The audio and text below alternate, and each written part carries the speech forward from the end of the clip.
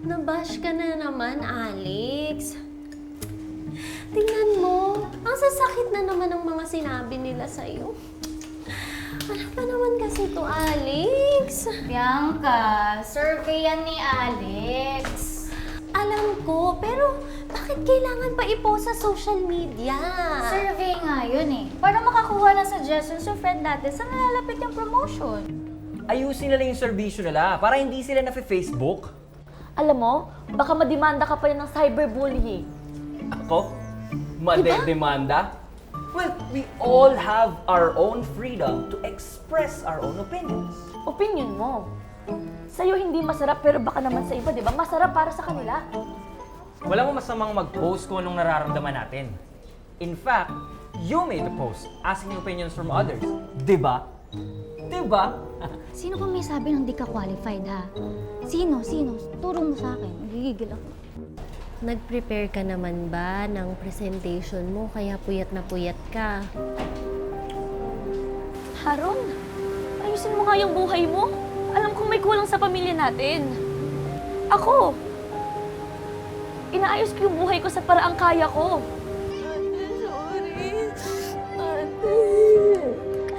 Stress ako sa inyo ni Aaron. May presentation pa naman ako ngayon.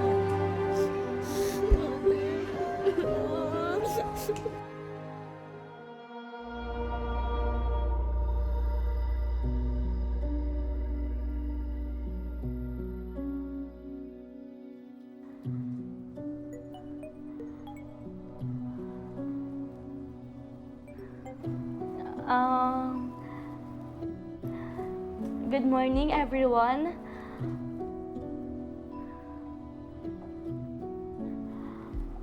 Our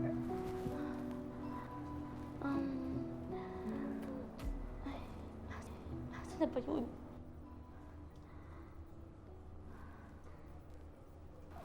Our marketing strategy should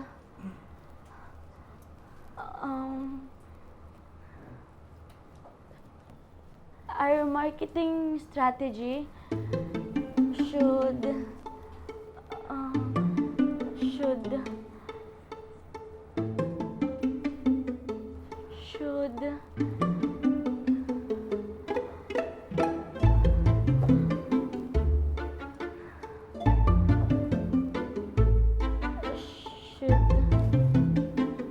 sorry po, wait.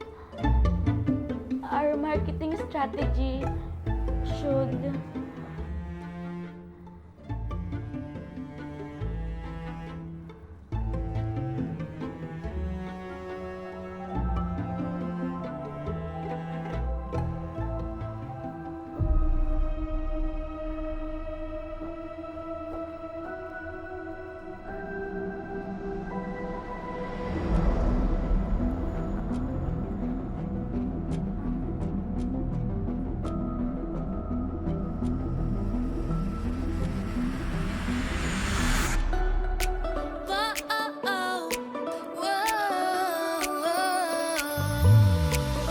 Una sa lahat, ikaw pala. Sa likod ng lahat ng okay lang. Kapag mundo'y nagiging magulo na, pag-ibig mo ang tahimik kong tahanan. Una sa lahat, ikaw pa rin. Sa'yo nagsisimula ang kaligayahan. Sa wakas, alam ko na rin. Sa lahat ng tao'y ipagsisigawan.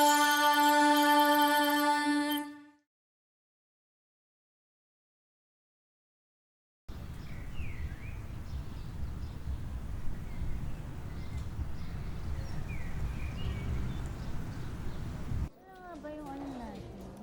Oo, nasend ko naman na kahapon. Okay, guys! May announcement si Madam.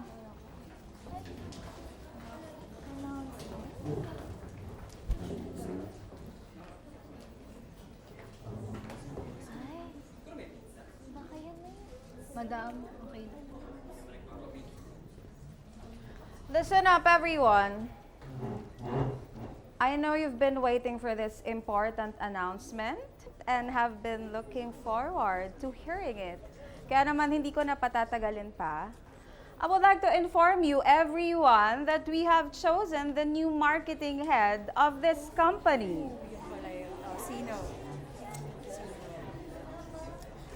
Congratulations!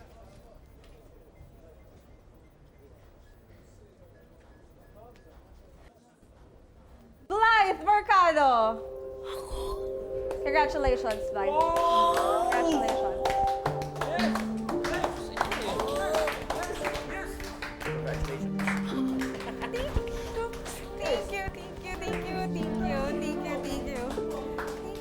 That's all for today.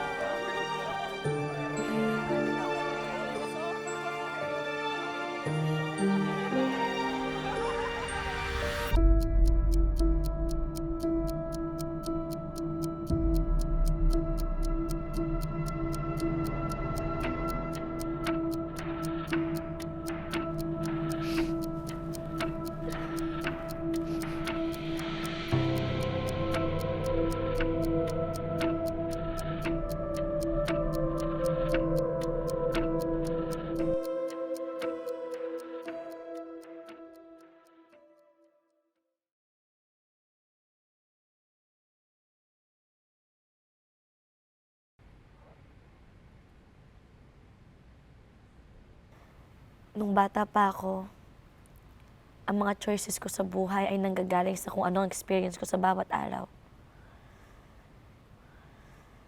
Sa mga magulang, sa school, sa mga classmates, sa teacher, sa mga kalaro, sa mga kaibigan. Kung minsan sa mga napapanood sa TV, sa nababasa sa mga libro.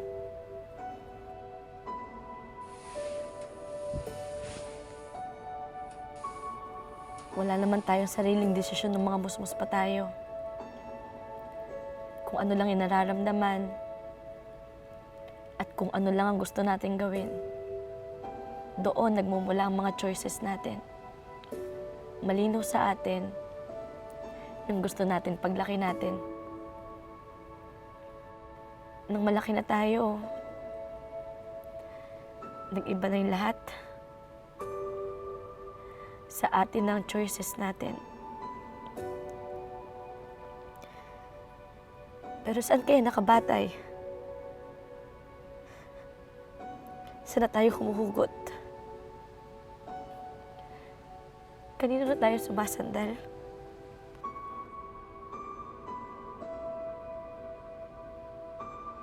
Unfortunately, Alex didn't quite meet our expectations. So disappointed. Agreed. Her presentation was shallow and lacking in confidence. Hindi nag-reflect yung performances niya before sa office. Sorry, sayang naman. Matalino at mahusay siya. Siguro, it would be better to find someone more capable and deserving. I don't think that was it. I was actually looking for her report. Looking to her potential before, but it seems like she's not ready for this. How about we give her another chance? Mukha namang kinabahan lang. Maybe she can do better next time. I thought you said she nailed the presentation. you not discuss this with her? Hindi niya ba alam gagawin niya? Ano ba yun? Sayang yun lang yung oras ko eh. All right, everyone.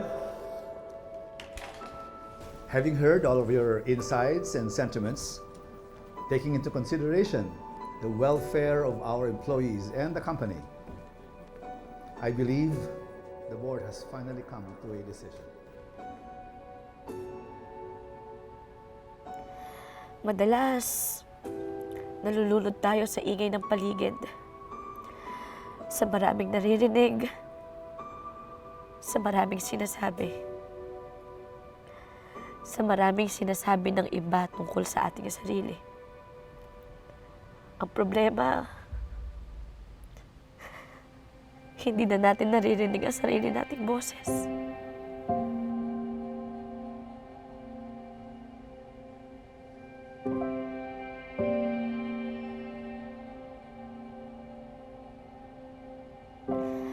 Ang tanong,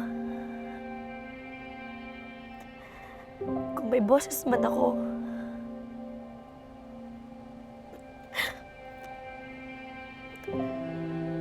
sinong makakarinig?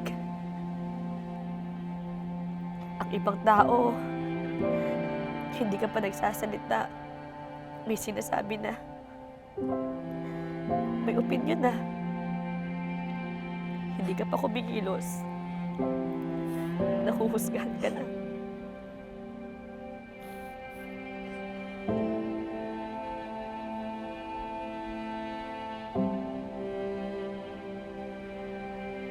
Paano nga ba magiging atin ang buhay natin?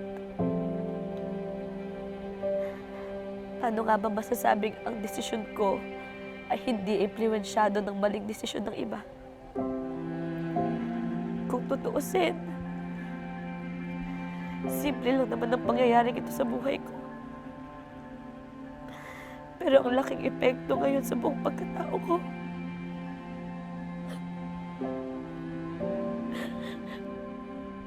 Ako din naman yung may kasalanan. Wala naman ako ibang sisisihin sa mga nangyayari sa buhay ko kung di ako rin mismo. Ako din mismo.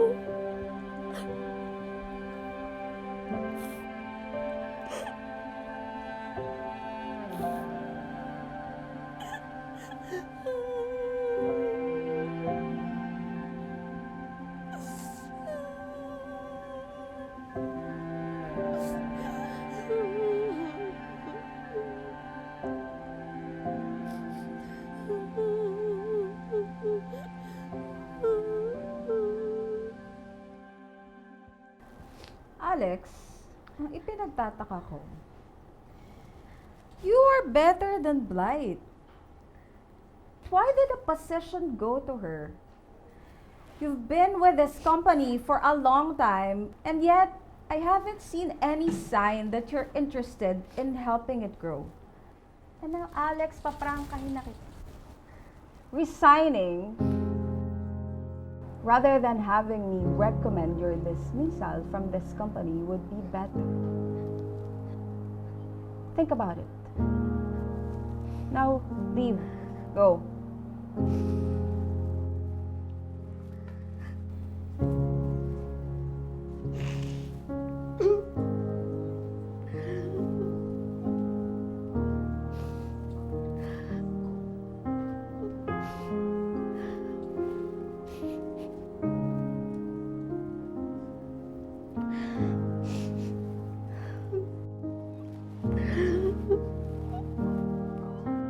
What? Kaya pa ba, friend?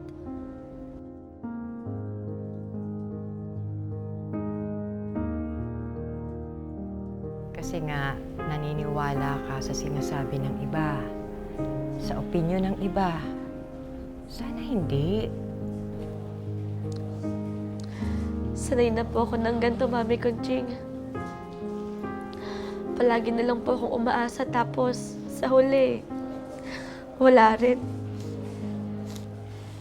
Alam niyo po, sanay na akong makarinig ng opinion ng iba eh. Pero ngayon na hindi ako natanggap, iba naman yung naririnig ko. Mas masasakit. May ugaling ganyan ng maraming tao. Mapanghusga, judgmental,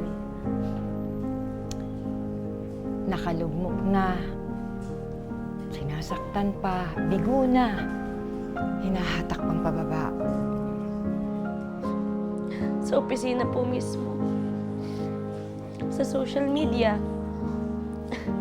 Hindi ko kilala yung iba. May nag-post pa nga po sa Facebook na I'm not deserving after all. Kino-congratulate nila si Blight pero ang gusto lang talaga nila is yung sirain at insultuhin ako. At naniniwala ka sa kanila. Di ba po, Mami Conching, mas nakikita ng ibang tao yung kulang natin. Oo, pero hindi ibig sabihin nun ay mas sila na ang nakakakilala sa'yo. Mami Conching, miski po ako Hindi ko na po nakikilala yung sarili ko. Alam mo, Alex, lahat na yata hiningan mo ng opinion at advice. Pero may nakalimutan kang hinga ng tulong. Po? Na sana ay mas higit ang kayang ibigay sa'yo na tulong at pagtatagumpay. Ang ating Panginoong Diyos. Nakakalimutan mong lumapit sa ating Panginoong Diyos.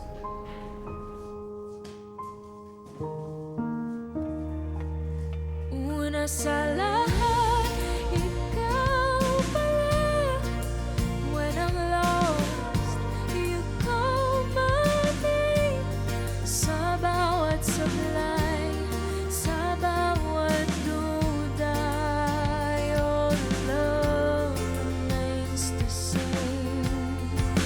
You are better than Blight. Why did the possession go to her? Saan ka pupunta? Pupuntahan to si Blight. Ha? Bakit? Alex! Ano balak mo kay Blight? Alex, huy! Resigning rather than having me recommend your dismissal from this company would be better. Think about it. Althea, Aaron, may meeting tayo. Anong pag-uusapan natin, ate? Basta importante to. Ang buhay, Iha, ay hindi nakasalalay sa opinyon ng ibang tao. Ikaw ang humahawak ng direksyon mo na magdadala sa'yo sa tama. Paano mo mahahanap yun kung mas pinahahalagahan mo ang sinasabi ng iba kaysa sa sarili mong gusto?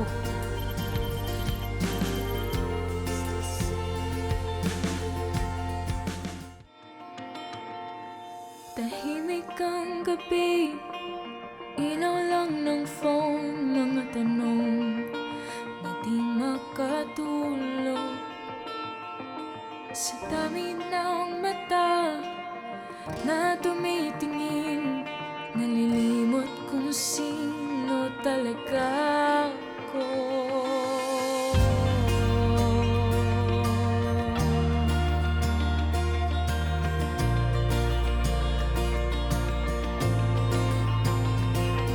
Pinipili ang damdamin sa comments at likes.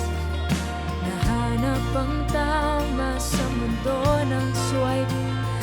Pero sa gitna ng ingay at takot, may tinig kang dahan-dahang yumayakap.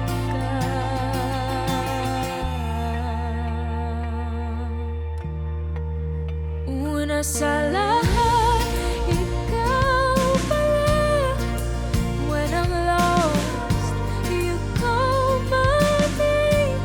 Sa bawat sablay, sa bawat duda, your love remains the same. Una sa lahat,